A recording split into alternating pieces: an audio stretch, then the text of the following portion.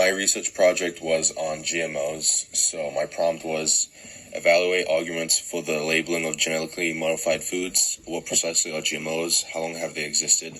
What implications do they have for addressing food ethics? And my question that I made my research paper on is, are GMO plants helping or hurting the world? So what is a GMO? GMOs stand for genetically modified organisms. This means when using science as well as engineering, humans are able to change the DNA of plants, but also animals, so they are resistant to pesticides, bugs, and can grow faster and stronger. It is a change in one or two proteins that causes this modification in the DNA. A history of GMOs. The first time GMOs were created were in 1940 by the FDA and has grown to what we know them as today. More than 4 decades later, the FDA would go on to approve the first GMO product that helped treat people with diabetes. From 1986 to 2019, many strides have been taken to put GMOs into the consumer market. One of the most notable events happened in 1994 when the first GMO crops, a tomato, was created and available for sale after it had been looked at by many federal agencies and it was determined that it was just as safe as non-GMO plants. Another notable event was in 2015 when the FDA approved the use of GMO technology in animals, salmon being the first genetically modified animal for the use of food. So there are two things that farmers fear about GMOs. Firstly, super weeds and super pests could be much stronger than usual because they could get used to GMO plants. Secondly, biodiversity in plants could be much slower, which would slow down the process of plants getting adjusted to new diseases or new conditions. These are some ethics problems I will address later in the video. Despite this, I will prove how the good that comes from GMOs outweighs the bad.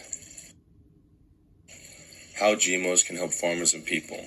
There is a less need of pesticides when using GMOs, with around 20 to 40% of crops being lost to pesticides, diseases, and bugs, and reducing pesticides by 37%. GMOs are in general safer for humans and bugs. There is also an increase in crop yields. 22% increase in crop yields, which means for more food around the world, and this could also help the 854 million undernourished population in the world. As well as benefiting farmers and people, it also benefits bugs too. For bad bugs, it stops them from eating it, as when they consume it, their stomachs explode because of a DNA change in the plant. For good bugs, it doesn't hurt good bugs, such as honeybees and caterpillars. It allows good bugs to pollinate the crops and not be affected by the DNA change that does hurt other bad bugs.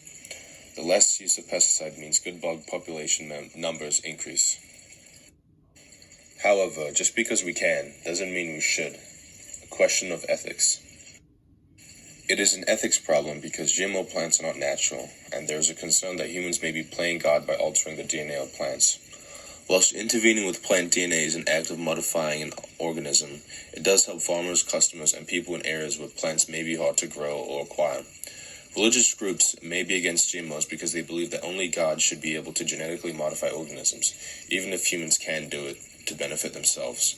They may believe that nature should be left alone and change based on the environment it is in. Another concern could be that if all plants are modified, then the original variant of the plant may die out. But the important question is, can GMO plants hurt us? In the short term, no. There has been no research supporting this. This is because when changing the DNA of plants, 1 or 2 genes are added to the original, which creates 1 or 2 more proteins. The proteins are heavily researched to make sure that they have no negative mutations and don't cause any allergies to people who consume them and only help the plant. Though this research has been going on for more than 20 years, it could be subject to change with new technology developing and new research being conducted every year. However, as of now, there is nothing to worry about with GMOs.